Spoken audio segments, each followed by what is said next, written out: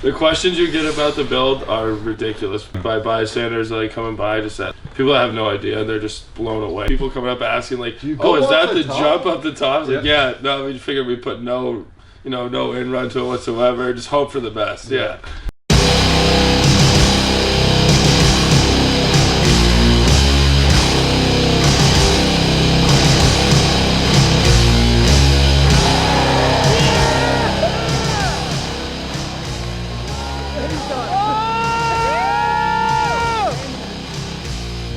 I know my first last call was, I came as like a spectator. It was like 2010, I think, freshman at Plymouth, and it was a channel gap. Dylan Dragata won the rhythm section through the middle. I just remember like little Jack Harold like sending me. It was like slushy snow, like powder on top. It was like super gnarly. Wall ride was always a staple. Like, I mean, even if we didn't have it in the event, we like would set it up. During lunch, people would be chowing down on hot dogs and watching people send the wall ride. I feel like most of the last call stuff started like at breakfast one morning, drawing on some napkins. Yeah. Like, what do we want to build? Yeah, now it's elevated into CAD drawings. The ideas start flowing, and until you put it down on, like, you can put it on paper, but the dimensions are all off, and you can't get it to scale. But once you get the CAD software, you see it and you're like, oh yeah, that's totally gonna work. So when you can actually put some dimension to it, like I need this amount of foot between the rails and I need this much space over here because this feature, it definitely helps put it all together.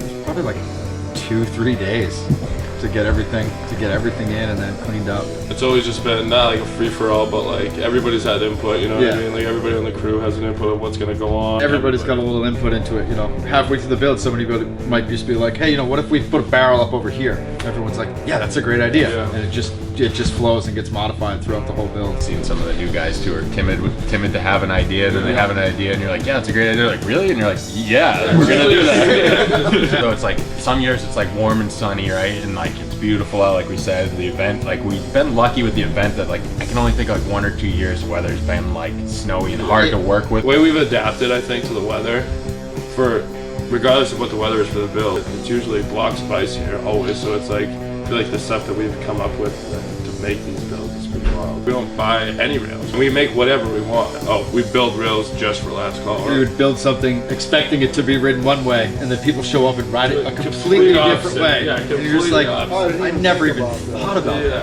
With the last call, it was like last year was almost like bittersweet, like moving it over to like Little Sister. It was like, well, no, we've been talking about it for years. You can just make something so much different over there. It was the timing of it though too. It's like the wall ride was gone. We were just like, all right, it's time. Let's move it over, and we're finding ways to adapt to the new trail. It's a different vibe. I feel like the fun part about like coming up with these like the builds and like what we're gonna do, it's like we're trying to find something that's gonna like push snowboarding, obviously, but like we're trying to do it in ways that like prove who the best snowboarder is, not who's the best at riding rails, who's the best at riding jumps, who's the best at transition. It's like throughout all those, we're trying to find who's the best. You turn the Slayer up to 11 and see what's gonna happen.